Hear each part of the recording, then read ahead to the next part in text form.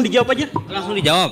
Coba. Enggak, tadi dulu. Saya mematuhi aturan diskusi. Saya mematuhi aturan diskusi. Presentasi, mohon maaf Pak Guru Gembul, kita diskusi ilmiah. Ya. Referensinya harus ada, argumennya harus jelas gitu loh. Oh gitu ya. Iya harus begitu dong. Ya diskusi ilmiah harus begitu. Gak boleh asal ngomong, harus ada referensi dan argumennya. Namun sebelum lanjut, jangan lupa untuk memberikan dukungan sederhana dengan menekan tombol subscribe dan like video ini. Dengan begitu kita sama-sama berbagi kebaikan untuk lebih banyak orang. Assalamualaikum warahmatullahi wabarakatuh. Saya terharu dengan Pak Nuruddin yang sampai membaca dan menonton banyak sekali podcast saya. Dalam keadaan saya belum pernah membaca satupun buku-buku beliau. Tapi ya tidak apa-apa. Ya bahkan saya tidak bawa PowerPoint, tidak bawa apa-apa karena memang secara khusus saya meremehkan diskusi kali ini. Kenapa? Bukan karena meremehkan Pak Nuruddin, tapi meremehkan Kira. Tapi menarik perhatian buat saya adalah bahwa berkali-kali Pak Nuruddin mengatakan bahwa saya mengatakan bahwa yang dimaksud dengan ilmiah itu hanya empiris saja, hanya terindra saja. Saya tidak pernah, demi Allah, saya tidak pernah mengatakan seperti itu. Saya hanya mengatakan bahwa studi ilmiah itu dimulai dari konfirmasi indrawi, dimulai dari, bukan secara keseluruhan. Jadi kalau misalkan sesuatu belum dikonfirmasi secara indrawi, maka pihak rasional menjadi sulit untuk bisa dicapai. Tapi dan sebenarnya banyak sekali yang ingin saya komentari di sini. Tapi sedikit Pak Nuruddin, saya boleh bertanya sekali aja ya. Sekali aja, ini sebagai pembuka, nanti saya ngobrol karena debatnya belum selesai, belum dimulai. Tapi saya mau nanya aja dulu sedikit. Tadi Pak Nuruddin itu mengatakan bahwa dalam untuk memahami Allah, maka kita tuh tidak bisa diuji secara indrawi, tetapi harus empiris dengan ada kausalitas dan sebagainya, harus rasional ya, rasional secara, jadi dan rasional itu adalah salah satu metode ilmiah.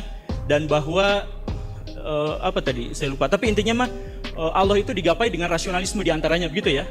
Jadi rasio itu adalah pembuktian terhadap keberadaan ilahi, begitu ya. Salah satunya. Iya. Oke. Kalau gitu tolong Pak Nuruddin buktikan secara rasional bahwa saya ada di sini. Ya Anda ada. Ya, tahu dari mana ada? Rasional. Tahu dari mana ada? Ya ini indra saya melihat. Ya, itu indra rasional. Iya, salah satu pengetahuan rasional itu, maaf Pak, sesuatu yang bersifat indrawi ada secara faktual itu ya rasional gitu loh.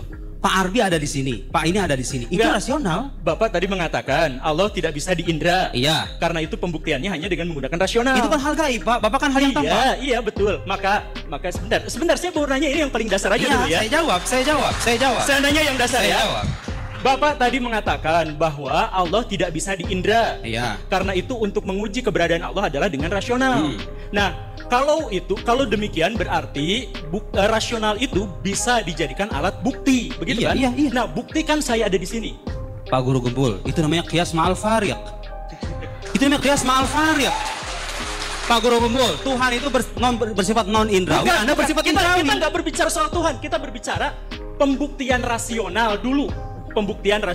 Iya. Buktikan saya ada di sini secara rasional. Iya, satu, secara indrawi saya melihat Anda ada di sini. Rasio saya mengatakan bahwa Guru Gembul ada, konsep ada itu konsep rasional loh. Ya, gini, aduh. Secara rasional dia ada, secara indrawi dia juga ada, gitu loh. Kan Allah nggak bisa diindra. Iya. Karena nggak bisa diindra, bagaimana cara kita merasionalisasikannya? Dengan sebab akibat yang tadi itu. Iya, betul. Benar kan? Iya. Berarti sebab akibat itu adalah bagian dari rasionalisme. Iya. Maka pertanyaan saya adalah kalau itu dianggap sebagai bukti untuk bisa membuktikan keberadaan Tuhan. Iya. Oke, ini jangan dulu ngomong Tuhan ya, jangan dulu ngomong soal Allah Subhanahu wa taala, jangan ngomong soal malaikat dan sebagainya. Ini soal pembuktian rasional. Iya. Coba buktikan secara rasional saya ada di sini. Ya itu saya mau jawab, tolong jangan dipotong, Pak. Iya, buktikan. Ya, buktinya adalah. Ya sekarang saya jawab, tolong jangan dipotong ya. Oke. Saya jawab. Saya diizinkan jawab betul. Oke. Iya. Mohon jangan dipotong ya. Mohon jangan dipotong. Moderator cukup jadi wasit. Sesuatu yang ada secara faktual, keberadaan Pak Gembul akan dikatakan rasional. Itu namanya mungkin, sesuatu yang mungkin gitu loh. Secara rasional saya nggak menolak keberadaan Anda. Ketika mengatakan, lihat, Guru Gembul ada, di sini ada subjek, ada predikat, ada namanya konsep ada. Loh, indrawi Anda tuh nggak bisa loh mandang konsep ada. Mana coba ada itu, di mana adanya? guru gembul ada itu, justifikasi guru gembul ada, ya indera saya melihat keberadaan beliau. Tapi konsep ada itu konsep filosofis loh. Iya. Harus melibatkan rasio. Indera saya hanya melihat apa yang tampak dari beliau ini gitu loh. Mengatakan beliau ada, itu konsep rasional. Di keberadaan Pak Guru Gembul ketika indera saya mengafirmasi ada di alam luar, rasio saya mengatakan ya dia ada karena dia punya realitas yang nyata ini begini gitu loh. Nah beliau mengatakan ini kan Tuhan bisa dibuktikan secara rasional. Sekarang buktikan saya rasional. Pak itu namanya kias ma'al farid. Tuhan itu secara non indra, Tuhan itu non indrawi, beliau itu bersifat indrawi. Oke, terima kasih. Maksud saya adalah tadi ya. Jadi kan Tuhan itu goib, kita sepakati bersama, tidak terindra. Oke? Tidak terindra. Karena itu satu-satunya jalan untuk bisa mengindra atau mengetahui Tuhan adalah melalui bukti rasionalisme, karena indra tidak bisa. Iya, betul ya? Iya, betul. Nah, artinya apa? Rasionalisme tidak bisa membuktikan apapun tanpa indra. Gitu kan? Oh begitu? Oh begitu kalau dibalik? Ya iyalah. Coba ulang premisnya. Coba ulang premisnya. Saya belum ngomong sana. Coba ulang premisnya. Oh, tenang. Oke. Coba ulang premisnya. Tenang penonton, silakan. Oke. Tuhan tidak bisa diindra. Sepakat ya? Sepakat. Karena itu jalan satu-satunya untuk membuktikan Tuhan adalah dengan rasio. Begitu kan? Betul ya? Sepakat ya? Oke. Karena itu berarti rasio itu tergantung pada sesuatu yang diindra. Enggak apa? Enggak, Pak. Kebalik logikanya. Kebalik apanya? Loh. Ya udah. Oh, silakan. Jadi sebentar. Ya. Saya ulang lagi dari yang. Oke, saya ulang lagi ya. Ini saya bingung siapa sih. Jadi gini nih ya. Allah itu terindra atau tidak? Tidak. Hanya bisa dirasionalisasikan. Berarti Allah tidak terindra, tapi kita hanya bisa merasionalisasikannya saja. Berarti artinya kalau misalkan ada pertanyaan saya di sini, bisa nggak dirasionalisasikan? Bisa setelah diindra dulu. Betul ya? Saya bisa dirasionalisasikan setelah diindra dulu. Nah, karena kelihatan. Lalu bagaimana menyusun rumus-rumus rasionalisme tanpa mengindranya dulu? Oke? Bagaimana kalau misalkan saya ulang lagi ya. Allah tidak bisa diindra. Karena itu untuk membuktikan keberadaan Allah adalah dengan rasionalisme. Betul kan? Nah, sekarang berarti pembuktian rasionalisme. Sekarang saya ada di sini. Dari mana bukti saya ada di sini? Diindra dulu, baru dirasionalisasikan. Lalu bagaimana memahami Tuhan yang tidak diindra dulu tiba-tiba bisa dirasionalisasikan? Beda karena Allah itu gaib. Apa? Anda gak punya Tuhan? Anda bukan Tuhan. Oh, bukan. Oh iya, karena saya bukan Tuhan.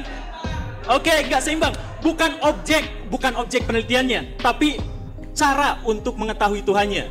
Oke, caranya yang tadi saya ulang lagi, bukan saya dan bukan Tuhan. Tapi balik lagi, aduh kenapa ya?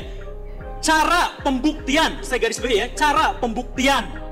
Saya ada di sini, itu pakai indra dulu, betul ya?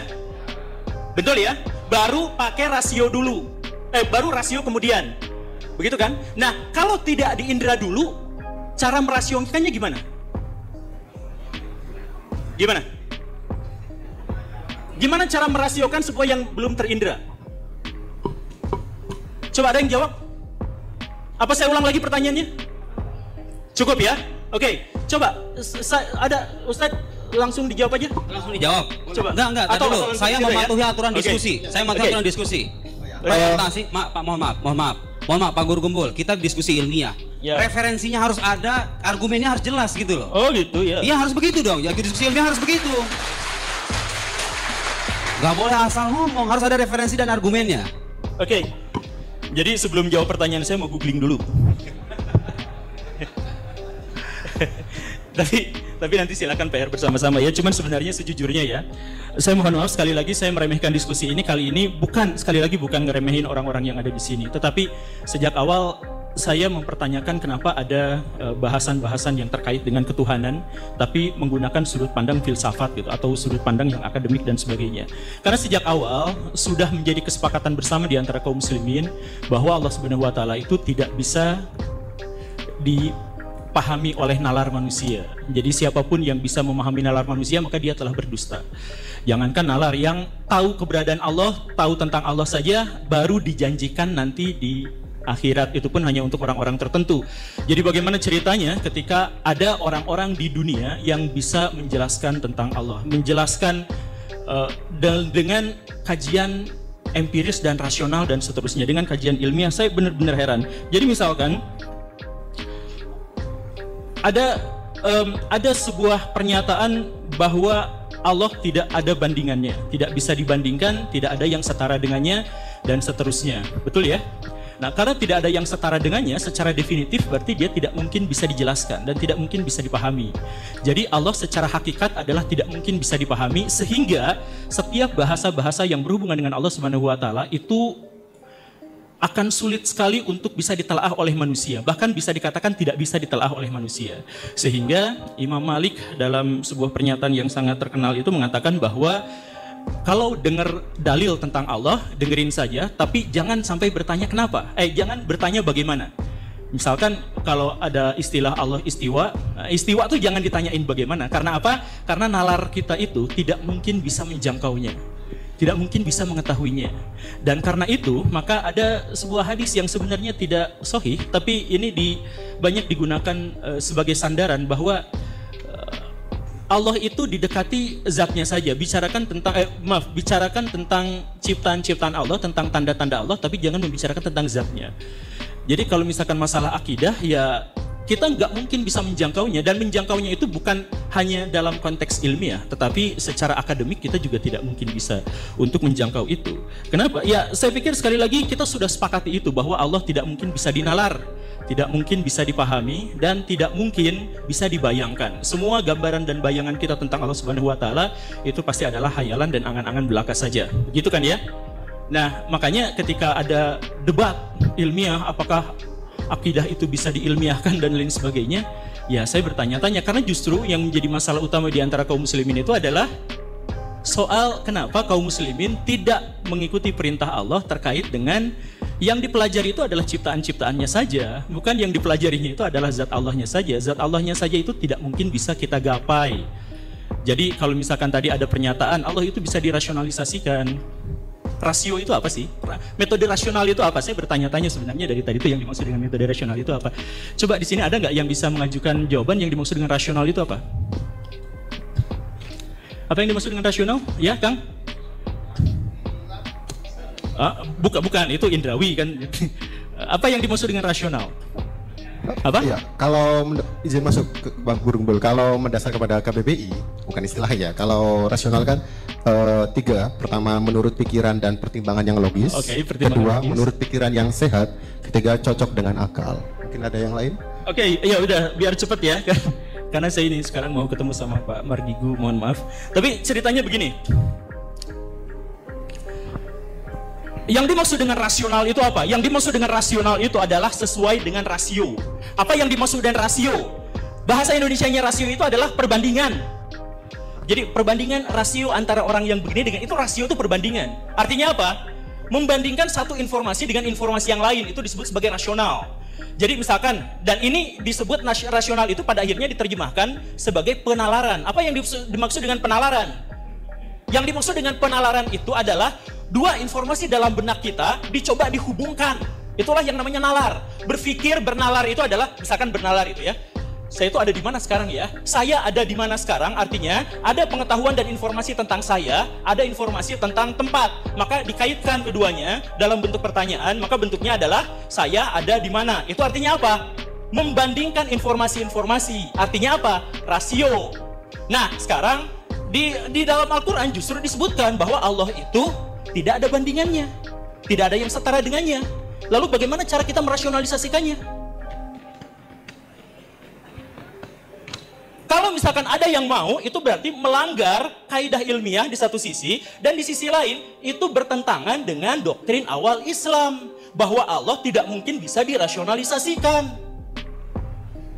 Kan gitu. Jadi makanya kalau misalkan tadi mengutip Al-Ghazali misalkan ya Al-Ghazalinya yang kita pertengahan, coba yang akhirnya yang Munkid gitu. Dalam kitab Munkidnya Al-Ghazali itu kan beliau menyesali cara beliau mencari Tuhan itu dengan menggunakan pendekatan rasional. Dalam Munkij itu dijelaskan, pendekatan indrawi itu ternyata gagal untuk memahami Tuhan. Beliau menjelaskan tentang misalkan, atau yang saya biasa terjemahkan itu adalah misalkan ada pesawat. Kecil kan kelihatannya padahal jauh, artinya indrawi terbatas oleh jarak gitu. Kemudian beliau nyari-nyari lagi definisi cara untuk cara rasional. Oh, berarti cara rasional itu adalah 3, tidak mungkin lebih daripada 6. Misalkan begitu kan, itu rasional. Nah, tapi beliau mengingkari sendiri, oh iya saya bertaubat dari pernyataan-pernyataan seperti itu. Karena pada akhirnya saya memahami jalan terbaik untuk memahami Allah Subhanahu wa taala dengan cara, silahkan baca bukunya mungkin Minad Dhalal. Tapi sekali lagi ya, makanya saya terheran-heran ketika sekarang ada yang mempertanyakan dan mempermasalahkan ketika saya menyatakan bahwa Allah tidak bisa, atau akidah dalam hal ini tidak bisa diilmiahkan. Kenapa? Karena memang saya tidak mau sama sekali menganggap bahwa akidah itu adalah objek dari penelitian, objek dari ilmu pengetahuan. Karena apa? Karena itu dasarnya memang, karena gini nih, ilmiah itu dasarnya dari mana? Ilmiah itu adalah hasil akumulasi pengetahuan dan kesadaran masyarakat dunia. Jadi saya mohon maaf, sangat naif kalau ada yang mengatakan bahwa ini kan ilmiah versi Islam, ini ilmiah versi Barat. Gak ada yang seperti itu. Yang dimaksud dengan ilmiah itu artinya salah satu karakteristiknya adalah dia sudah teruji oleh metode yang bisa diulang di banyak tempat, di banyak waktu. Jadi artinya apa? Lintas batas, lintas benua. Dan bahkan setelah itu pun hasilnya adalah kebenaran empirik. Artinya apa? Tidak benar murni. Tidak benar murni. Nah, jadi yang pertama ya, kalau misalkan dalam Islam ada dikatakan kebenaran versi ilmiah, kebenaran versi sekuler dan sebagainya, kebenaran versi Islam dan sebagainya, yang nggak ada. Bahkan metodologi ilmiah yang sekarang kita kenal itu didapatnya dari mana? Secara filosofis didapatnya dari Immanuel Kant. Ketika beliau misalkan mengatakan bahwa rasional itu punya kelebihan dan kekurangan masing-masing, empiris punya kelebihan dan kekurangan masing-masing. Jadi ayo kita satukan. Dia bikin kantilisme tapi tidak populer, tapi itu kemudian dijadikan patokan. Maka nanti kemudian muncullah Auguste Comte yang muncul dengan positivistiknya. Dan sejak saat itulah akhirnya ilmiah itu muncul. Nah, apakah peran Islam tidak ada di situ? Besar. Karena Immanuel kan referensi utamanya justru adalah dari sarjana-sarjana muslim. Jadi misalkan soal eksperimental, uji eksperimental, soal cara menguji dan sebagainya, itu kan dari Ibnu Haytham, dari Ibnu Sina dan sebagainya. Jadi banyak sekali metode-metode ilmiah yang kita pahami sekarang itu sebenarnya diambil dari metodologi ilmiah Islam. Cuman masalahnya orang-orang Islam berhenti untuk membuat metodologi itu, sedangkan orang-orang Barat berlanjut sampai sekarang. Padahal yang ada di situ juga ada dalam Islam. Makanya stop menjadi fasis dalam ilmu pengetahuan dengan mengatakan ada ilmiah versi Islam, ada ilmiah versi Barat. Yang kita pahami dari ilmiah itu adalah dari Hindu, dari Islam, dari Barat dan sebagainya itu ada.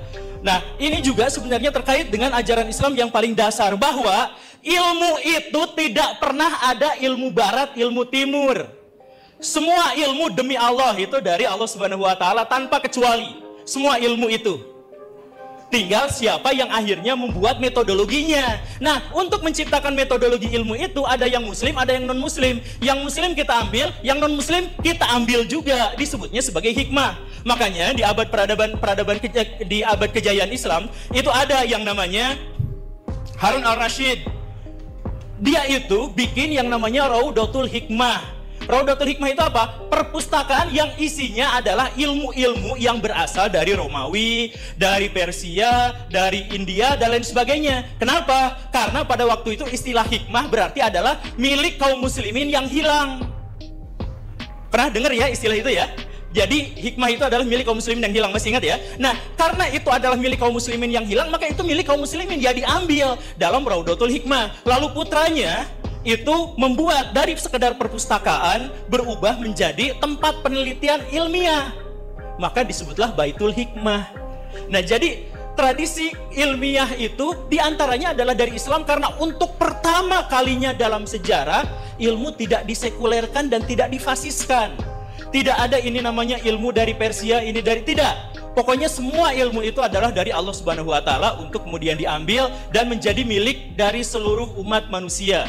Baitul Hikmah itu adalah hasil dari terjemahan banyak dari non-muslim dan muslim juga ada. Nanti setelah itu diterjemahkan lagi sama orang-orang barat, boleh tidak? Ya boleh. Karena apa? Ya karena itulah yang namanya ilmiah. Ilmiah itu universal. Jadi mohon jangan dikotomikan nanti ada versi ini gitu ya. Tapi balik lagi ke misalkan memahami soal agama gitu ya. Nah, dalam Islam itu Allah tidak mungkin bisa dan tidak boleh, dan kita tidak boleh mendekati Allah Subhanahu wa taala dengan jalur rasional, atau maksudnya dengan jalur kausalitas gitu, dengan hal yang semacam itu. Tadi ada dikatakan misalkan Pak Guru Gumbul di sini satu, dan para guru Gumbul di satu sisi ada satu istri, dan Pak Guru Gumbul di sisi lain ada 4 orang istri. Mungkinkah seperti itu dalam realitas? Ya, dalam fisika modern itu realitas. Jadi kalau misalkan baca mekanika kuantum yang Niels Bohr itu, nah itu sebenarnya di situ ada kemungkinan. Jadi bukan kepastian, makanya nanti muncul teori tentang multiverse dan sebagainya.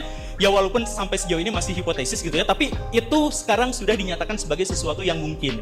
Makanya dalam konferensi Solvay, perdebatan antara Einstein dengan Bohr itu adalah terkait dengan kemungkinan bisakah sesuatu ada di 2 tempat yang bersamaan. Nah, itu nanti Bohr kemudian menjelaskan bahwa itu bisa saja, walaupun itu benar-benar sangat-sangat membingungkan. Tapi kesimpulan dari situ artinya apa? Puncak dari ilmu pengetahuan itu adalah subjektivitas. Silahkan cek ya, puncak dari ilmu pengetahuan itu adalah subjektivitas. Jadi kalau misalkan tadi ilmu pengetahuan, jadi kita itu gara-gara ada perang pemikiran Ghazul Fikri dari orang-orang barat gitu. Jadi ketika orang barat menyebut bahwa ilmiah gitu, maka kita berlomba-lomba untuk ikut-ikutan ilmiah. Padahal ilmiah itu tidak keren, ilmiah itu biasa aja, dan ilmiah itu terbatas. Ilmiah terbatas pada sesuatu yang bisa dibuktikan. Nah, jadi menjatuhkan derajat Allah Subhanahu wa taala pada cabang metode yang justru diragukan sejak awal. Kan ilmiah itu dasarnya skeptis. Bukan selalu skeptis, Pak. Dasarnya tuh skeptis. Apakah begini? Dan diakhiri oleh ini kebenaran versi ilmiah yang terbuka kemungkinan untuk salah. Siapa di sini yang mau mengatakan, saya ragu kepada Allah, dan bahkan ketika saya telah mempercayainya, saya tetap harus ragu pada Allah, saya membuka kemungkinan bahwa Allah itu tidak, misalkan. Siapa yang berani mengatakan seperti itu? Cung? Tolong acungkan tangan. Tidak ada. Kewajiban dari metodologi ilmiah adalah seperti itu. Kewajiban dari metodologi ilmiah itu adalah skeptis. Saya nggak bawa referensi, tapi silahkan kalau mau googling sekarang boleh. Bahwa untuk mencapai ilmiah, hal pertama yang harus kita bayangkan itu adalah bahwa kita harus skeptis, kemudian diakhiri oleh pernyataan bahwa ini benar secara empiris, tetapi saya terbuka pada kemungkinan bahwa pernyataan saya itu salah, bahwa hasil penelitian saya itu salah. Karena begitulah yang namanya metodologi ilmiah. Dulu Pluto disebut sebagai planet, sekarang bukan, lalu ada isu lagi untuk dijadikan dan sebagainya. Ilmiah itu ya seperti itu. Beranikah di antara orang-orang yang ada di sini mengatakan Allah itu esa, tapi mungkin aja 3, tapi lalu nanti dikatakan lagi oh 1, tapi bisa aja nanti 4. Itu betapa kurang ajarnya. Makanya sekali lagi zat Allah jangan dipikirkan secara rasional. Rasio itu artinya perbandingan. Perbandingan artinya apa? Membandingkan Allah dengan sesuatu yang lain. Saya coba dengan secara sederhananya filsafat bahasa. Gini ya. Coba saya tanyain, siapa yang bisa? Saya kasih dompet saya. Gak bercanda. Dompet saya isinya dikit. Coba saya misalkan tanyakan yang ada di sini ya. Apa yang dimaksud dengan mic? Hah? Apa? Alat pembesar suara. Mikrofon. Apa yang dimaksud dengan mikrofon? Apa? Pengubah suara, pembesar suara. Oke, itu sebenarnya tidak definitif, tidak selesai definisinya. Jadi definisi itu kita harus gabungkan dia pada sebuah kelompok tertentu, baru kemudian cari identitasnya yang memisahkan dia. Gitu kan? Definisi paling sederhana itu gitu kan? Jadi misalkan golongkan ini kepada sesuatu. Apa ini? Alat elektronik. Sepakat ya? Alat elektronik. Lalu bagaimana cara memisahkan dia dengan alat elektronik yang lain, dengan kamera, misalkan dengan handphone, yaitu bahwa alat elektronik yang berfungsi untuk membesarkan suara. Nah itu definitif. Itu definitif. Jadi dia harus masuk golongan apa dulu, dia termasuk golongan apa, kemudian dia identifikasi dia kelompok mana. itu baru bisa didefinisikan. Setelah bisa didefinisikan, masuk ke dalam konsep. Setelah bisa dikonsepkan, maka dia bisa dikaji secara ilmiah. Setelah dikaji secara ilmiah, setelah tahu, maka kita cari hipotesisnya. Setelah kita cari hipotesisnya, maka kita bikin susun metodologi penelitian ilmiah. Bagaimana cara membuktikannya, bagaimana cara menguji pembuktian itu, dan sebagainya. Oke, akhirnya kemudian kita diuji. Oke, dari mulai definisi ini, 1, kita cari kelompoknya apa. 2, kita masukkan ke dalam identitasnya apa. Sekarang pertanyaan saya, Allah golongan apa? Siapa yang bisa acungkan tangan saya? Siapa yang berani mengatakan Allah termasuk golongan apa gitu? Saya guru gembul. Yang dimaksud dengan guru gembul apa? Golongannya apa? Konten kreator. Setuju ya? Konten kreator berkacamata, pakai peci yang sok-sokan keren dan sok-sokan ilmiah, misalkan gitu ya, itu definisinya. Boleh? Boleh. Karena apa? Karena sudah ada golongannya. Saya golongannya adalah konten kreator. Gitu kan? Untuk mendefinisikan itu begitu. Sekarang Allah golongannya apa? Musyrik ada orang yang bilang menggolongkan Allah itu.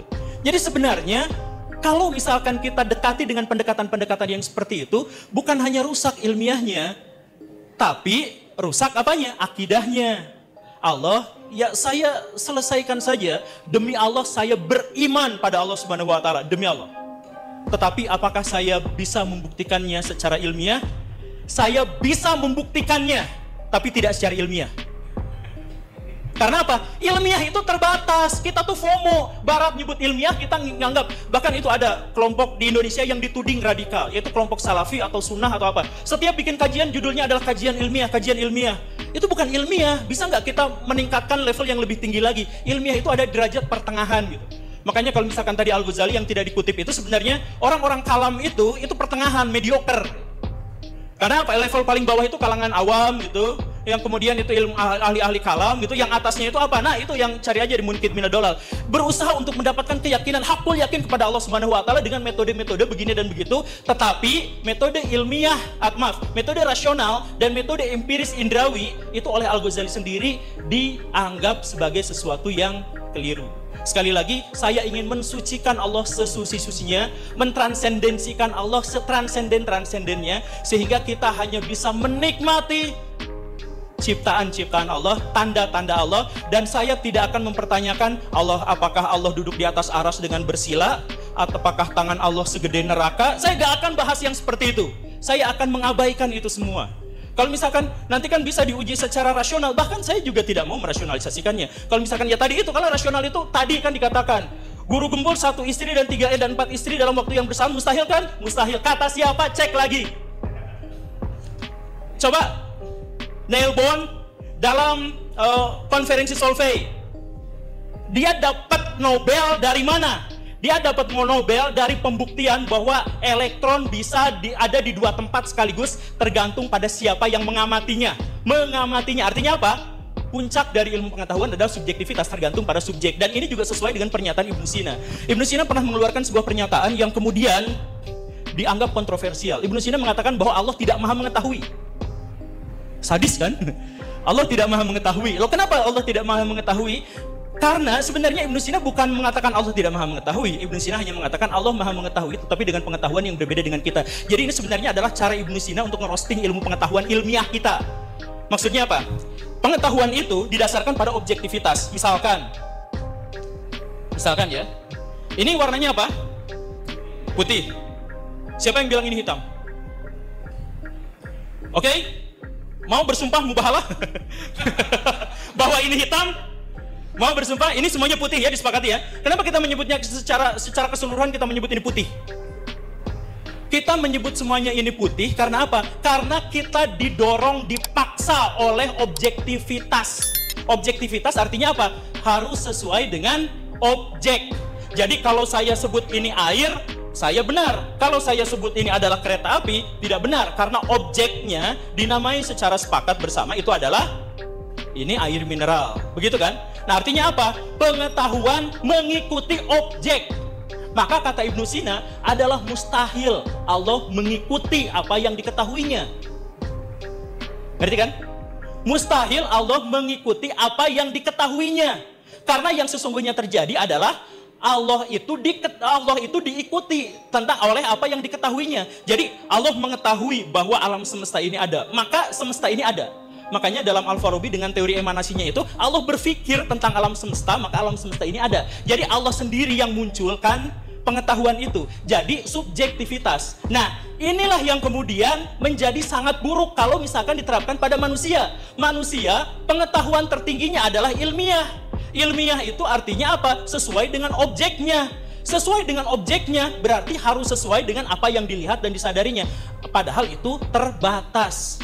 Makanya, cuman saya paham kalau misalkan Ustadz Nuruddin tadi berapi-api menyalahkan saya, karena beliau mengambil definisi ilmiahnya itu adalah dari sumber-sumber teologis. Mungkin gitu ya. Hah? Filsafat? Oh iya, filsafat, baik. Oke, sudah googlingnya. Oke, jadi sekali lagi, ketika saya katakan Allah tidak bisa dinalar, itu adalah pernyataan para ulama salaf. Saya pikir sudah disepakati. Ketika ada sebuah pertanyaan dari orang-orang Mu'tazilah, Al-Quran itu makhluk atau bukan? Maka Ahmad bin Hambal yang kemudian kita ikuti menjawab bahwa Al-Quran adalah kalam Allah. Lalu kalam Allah itu apa? Kata Mu'tazilah. Lalu Ahmad bin Hambal mengatakan apa? Tidak mengatakan apa-apa, karena beliau hanya mengikuti Quran dan Sunnah saja. Yang tidak ada dalam Quran dan Sunnah terkait dengan akidah, beliau bungkam dan tidak mau menjelaskan sama sekali terkait dengan hal itu. Maka sangat luar biasa ketika Kaira sekarang mengumpulkan begitu banyak orang untuk menggibahkan Tuhan. Jadi gitu ya. Jadi nalar sederhananya. Tapi kemudian saya ingin mempertanyakan sesuatu yang sangat sederhana. Kan gini ya, dalam doktrin Islam, pahami tentang sifat-sifat Tuhan, pahami tentang wujud, tentang ciptaan-ciptaannya, tentang tanda-tandanya, tapi jangan berpikir tentang zatnya. Begitu ya. Nah, pertanyaan saya adalah, kenapa kaum muslimin justru malah ribut soal zat Allah dan berdebat soalnya, tapi tanda-tandanya tentang ciptaan-ciptaannya itu diabaikan. Yang diperintahkan sama Allah Subhanahu wa Ta'ala untuk melihat tanda-tandanya kita abaikan, sedangkan yang benar-benar berurusan dengan Allah Subhanahu wa Ta'ala, yang zatnya itu kita bicarakan. Kenapa coba seperti itu? Ini kan pertanyaan. Nanti silakan, ini pertanyaan retoris, silakan jawab aja untuk semua orang yang ada di sini gitu. Kenapa ciptaan-ciptaan Allah tidak dibahas? Tapi kalau misalkan tentang Allahnya kita ribut di situ. Nih, Mik, demi Allah ini bukan orang buat bikinan orang Islam. Ini pabriknya mungkin dari Cina atau dari Jepang. Itu kursi-kursi itu nggak ada yang buatan Muslim. Jadi Muslim sampai sekarang itu terpuruk, tidak menghasilkan peradaban, tidak berkontribusi terhadap masyarakat. Ya paling mereka akan nyari, oh tapi kan leluhur kami Ibnu Sina. Ya paling jawabannya seperti itu. Kenapa kaum muslimin sekarang tidak menghasilkan peradaban? Karena bertentangan dengan syariah Allah. Allah nyuruh bahwa yang harus kita pelajari itu adalah meja, kursi, alam semesta, matahari, energi terbarukan, mobil, motor, dan sebagainya. Lalu apa yang sekarang kita lakukan? Yang kita lakukan adalah ngegibahin masalah-masalah zat Allah. Takdir Allah dibicarakan, apakah begini dan begitu. Sifat Al-Quran itu apakah makhluk Allah atau bukan. Kenapa yang dibahas itu adalah hal yang semacam itu? Detik ini ketika saya sedang ngomong di sini, ada orang-orang Cina yang sedang bikin komputer super, komputer kuantum. Dan kalau misalkan itu sudah mewujud, maka mereka bisa menguasai dunia. Di Jepang dan di Korea sekarang sedang bikin nanoteknologi. Amerika Serikat sedang mengembangkan AI. Ya, tahu. Nah,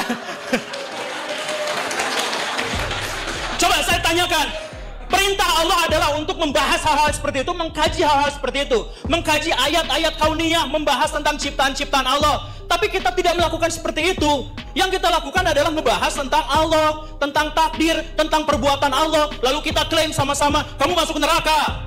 Itu kan gitu kan kita tuh sekarang tuh kan, itu perbuatan-perbuatan Allah, tapi malah kita yang mengklaimnya. Kamu masuk neraka, kamu masuk surga, kamu selamat, kamu tidak selamat, dia syahid. Tahu dari mana itu? Itu kan perbuatan-perbuatan Allah, tapi itulah yang jadi bahan perdebatan kita. Perdebatan kita di ruangan ini sekarang. Taubat kalian semua. Yang harusnya diperdebatkan itu adalah tentang perintah Allah itu adalah visi kaum muslimin itu apa? Memberikan kemanfaatan sebesar-besarnya buat manusia. Nah, pikirkan bagaimana caranya itu. Bukan berdebat soal zat Allah kayak gimana. Apakah Allah bisa dirasionalisasikan atau tidak. Nanti kalau misalkan tidak rasional, Anda nanti akidahnya akan... Ya. Jadi misalkan ya, metode ilmiah itu tidak hanya harus menggunakan empirisme, tapi empirisme hanya salah satu bagian dari metodologi ilmiah. Tapi bahkan setelah ada empirisme, rasionalisme disatukan oleh Immanuel Kant, dipertontonkan kemudian oleh Auguste Comte, kemudian ditentang lagi nanti oleh Nietzsche misalkan, kemudian nanti coba disatukan oleh Wilson dan lain sebagainya. Nah, itu dinamika seperti itu. Apakah itu tidak kurang ajar kalau misalkan itu disematkan objeknya adalah Allah Subhanahu wa Ta'ala? Saya tanya di sini kepada orang-orang. Jadi kita jangan fokus sama hal-hal yang semacam itu. Makanya udah beres ini saya mau ke Pak Mardigu ngobrol ini itu soal ekonomi negara. Itu jauh lebih penting. Dan ketika misalkan saya mengatakan ya, saya mengatakan Allah duduk di atas arash. Gimana metodologi apa yang saya bisa gunakan untuk Allah duduk di atas arash? Ya enggak, ya sudah saya berpasrah diri, kan Islam itu berpasrah diri. Pasrah diri pada apa yang ditetapkan oleh Allah Subhanahu wa taala melalui Quran dan Sunnahnya. Kalau misalkan ada seperti itu ya sudah, sami'na wa ata'na. Saya dengar dan saya taat, udah selesai di situ aja. Tapi terkait masalah duniawi, terkait dengan masalah-masalah kehidupan dan sebagainya, maka sumpah saya akan berusaha sekuat tenaga untuk melakukan metodologi ilmiah untuk melakukan pembuktiannya. Saya menduga bahwa pikiran saya bahwa Allah tidak bisa diilmiahkan, bahwa akidah itu tidak bisa dirasionalisasikan, itu sebenarnya saya duga awalnya ya, itu adalah konsensus bersama yang semuanya sudah paham gitu. Cuman kok tiba-tiba ada diskusi. Cuman ya tadi itu kesalahpahamannya itu adalah beliau mengatakan bahwa akidah itu adalah kalam. Padahal kalam itu adalah teori tentang akidah, itu bukan akidahnya. Tapi ya nantilah. Yang intinya adalah gini. Mungkin dunia ini sedang terbalik. Jadi akhir zaman itu kan muncul Dajjal, dan Dajjal itu membolak-balik, yang hak jadi batil, yang batil jadi hak gitu. Jadi ketika saya mengatakan Allah mustahil dijangkau oleh akal pikiran manusia, maka itu adalah kepercayaan kaum muslimin generasi awal. Tapi kemudian ketika itu digugat, saya nggak tahu kenapa bisa seperti itu. Apakah Islam seasing ini? Kita sepakati bahwa Allah Subhanahu wa taala dekati dengan sifat-sifatnya, dengan ciptaan-ciptaannya, dan kita taat kepada Allah Subhanahu wa taala, dan kita demi Allah tidak akan pernah meragukan tentang Allah Subhanahu wa taala. Tapi untuk menjadi tidak meragukan kepada Allah Subhanahu wa taala, tinggalkan metode ilmiah. Karena yang ilmiah itu nggak benar. Terima kasih. Assalamualaikum warahmatullahi wabarakatuh. Baik, terima kasih Pak Guru Gembul. Wih, dua-duanya berapi-api ya tadi. Aduh. Tapi saya nggak pakai referensi. Nggak ilmiah saya. Mungkin ada titik ilmiah, ada oke nanti. Oke, selanjutnya ada sesi tanggapan dari masing-masing narasumber. Jadi kurang lebih sebenarnya tadi sudah terjadi bahwasanya dari Pak Nuruddin merespon Guru Gembul dan Pak Guru Gembul merespon Pak Nuruddin. Nah, saya kira kita akan kasih waktu 10 menit untuk saling merespon. Nanti setelah itu ada sesi tanya jawab dengan kawan-kawan peserta, 1 termin saja. Oke, jadi ada sesi tanggap dari Pak Nuruddin ke Pak Guru Gembul. Silahkan, 10 menit. Terus saya sangat kecewa pada kesempatan kali ini. Kita berharap ada debat intelektual berbasis pada referensi dan argumentasi, tapi seperti Anda lihat, beliau tidak memaparkan satu referensi pun, baik dari tradisi kesarjanaan Islam maupun tradisi kesarjanaan Barat. Saya belum memaparkan semuanya, hadirin. Jadi saya agak kecewa ketika beliau menyimpulkan itu kan dasarnya teologi. Loh, saya ini baca buku filsafat, sekolah jurusan filsafat 9 tahun. Mohon maaf Pak Guru Gembul, jangan sembarangan mentang-mentang bahasa Arab terus teologi begitu. Enggak. Kitab yang saya kutip itu judulnya, saudara-saudara sekalian, Falsafatuna, filsafat kami. Itu buku filsafat. Beliau bicara panjang lebar tentang kita harus memerhatikan yang lebih penting, tentang bicara ekonomi, politik. Siapa yang mengingkari sih? Kalau bicara kayak gitu penting, siapa yang mengingkari? Likulli maqam maqal. Setiap makom itu ya ada perkataan yang pas. Kita lagi debat masalah ini, yang gak usah bicara panjang lebar kemana-mana gitu loh. Itulah pentingnya belajar ilmu debat, saudara-saudara sekalian. Biar Anda tahu bagaimana caranya memposisikan mahal niza. Ini namanya mu'allil, ini namanya sa'il, ini klaim, ini bantahan atas klaim. Beliau tidak mengklaim sama sekali apa yang saya paparkan tadi. Hanya bicara panjang lebar ke sana kemari, tidak tanpa menyinggung jantung persoalannya. Saya tadi mengatakan, ini kita lagi bahas akidah Islam itu bisa nggak dibuktikan secara ilmiah. Dari tadi saya ngomong itu, Pak. Jangan dipotong, jangan dipotong, jangan dipotong. Kita bukan netizen, mohon maaf. Kita lagi belajar di akademisi gitu loh. Tolong kita jaga adab intelektual ya. Nanti ada bapak sendiri ada bagiannya. Kemudian beliau bicara tentang Al-Ghazali. Al-Ghazali katanya bertobat dari ilmu kalam. Pak, coba baca langsung bukunya. Perlu nggak saya bacain Al-Munki Minad Dhalal? Kasih saya satu ungkapan Al-Ghazali mengingkari keabsahan ilmu kalam secara metode keilmuan. Al-Ghazali imamul mutakallimin. Al-Ghazali imamnya para teolog gitu loh. Nah, lihat sini ya. Beliau bicara nggak pakai referensi kan? Saya bicara referensi. Beliau tadi mengatakan zat Allah itu tidak bisa diketahui. Pak, dari dulu para teolog udah mengatakan begitu. Jangankan para teolog, Nabi pun nggak tahu hakikat Allah itu. Dan itu tidak mengenai keagungan Nabi loh ya. Kenapa? Karena kalau hakikat Allah itu diketahui, Allah terbatas dong kalau begitu. Jadi semua teolog sepakat hakikat Allah itu tidak diketahui. Tapi itu tidak berarti menghalangi kita untuk memahami dan mengenal Allah melalui sifatnya, berdasarkan metode rasional yang kita pahami dan wahyu yang terpercaya. Oke, beliau nggak pakai referensi kan? Saya pakai referensi. Dari mana itu ungkapan? Oke, ini namanya kajian ilmiah kayak begini nih. Referensinya jelas gitu loh. Beliau dari mana referensinya? Saya juga nggak paham. Oke, lihat nih Al-Amidi mengatakan, jadi zat Allah itu memang iya hakikatnya nggak bisa diketahui, nggak usah panjang lebar mengatakan begitu. Summa tasawwur syai', penggambaran terhadap sesuatu, saudara-saudara sekalian, taratan yakunu bi tasawwur dzatiyatihi, terkadang digambarkan dengan esensinya, wa muqawimatihi, dan pembeda-pembeda diferensinya gitu kira-kira ya, esensinya ingkana murakkaban, kalau dia tersusun. Ada genus, ada diferensia gitu kan, Anda belajar logika kan? Kadang manusia, apa itu manusia? Hayawan natik, rational animal. Hewan yang berpikir. Itu tuh, kadang-kadang begitu tuh. Wa taratan bi tasawwur khawasihi wa lawazimi. Terkadang penggambaran sesuatu itu digambarkan dengan kekhasannya, sifat-sifat khasnya. Wa lawazimihi, dan konsekuensi-konsekuensinya. Wa sawaun kana murakkaban aw basitan. Lakin dzat wajibul wujud, tetapi Allah Subhanahu wa taala wajibul wujud basito, dia tidak tersusun. Karena itu enggak ada genusnya, enggak ada diferensianya. Ghairu murakkabah kama yati fatasawwuruha la yakun bitariqil awal bal bisani. Jadi mengetahui Allah itu tidak dengan esensinya, tapi dengan cara mengetahui kekhasan sifatnya, konsekuensinya. Coba, kalau Allah itu menciptakan alam semesta ini, masa dia nggak berkuasa sih? Dia berkuasa dong. Ini rasio kita mengatakan begitu loh. Dan agama datang dengan teks yang mengatakan Allah Maha Kuasa. Itu mengenal Allah dengan sifatnya, bukan dengan zatnya. Nggak ada teolog itu sepanjang zaman mengatakan kita ingin menyampaikan hakikat Allah. Enggak. Kita ingin menyampaikan awal wajib alal insan, kewajiban pertama bagi manusia itu mengenal Allah. Kalau beliau kebalikannya, Allah nggak bisa diketahui, ngomong panjang lebar ke sana kemari. Lo teolog di mana-mana ngomongnya begitu. Kewajiban pertama itu mengenal Allah. Pak, betul kemajuan saintifik itu penting, tapi kita kan akan mati loh. Kita ketemu Tuhan loh. Anda kalau nggak percaya Tuhan sejak di dunia, amal Anda bisa sia-sia loh. Jadi jangan abaikan juga pentingnya akidah itu. Anda harus punya pemahaman yang benar tentang Tuhan itu. Makanya kita berdebat nih, Tuhan tuh ada apa enggak gitu loh. Kalau dia ada, bukti ilmiahnya apa? Itu pertanyaan rasional. Bagaimana Anda meyakinkan orang atas bahwa Tuhan ada, kalau Anda tidak bisa membuktikan, tidak punya metode ilmiah yang bisa diuji bersama-sama. Bisa diuji loh bersama-sama, metode rasional itu. Dan beliau tidak memaparkan kritik sama sekali, gitu ya. Nah, sekarang saya ingin mengatakan ungkapan Al-Ghazali yang beliau katakan, katanya bertobat dari ilmu kalam. Al-Ghazali itu bukan bertobat dari ilmu kalam, Pak. Beliau dalam pengalaman spiritualnya sampai pada kesimpulan bahwa keimanan para sufi itu level keimanan tertinggi gitu loh. Nggak menafikan bahwa para teolog itu punya manhaj yang sahih. Nanti saya bacakan mungkin kalau saya punya waktu. Dibaca referensi aslinya gitu loh, jangan buku terjemahan. Langsung Pak, saya bacakan referensi aslinya nih. Mungkin minat dolal ya.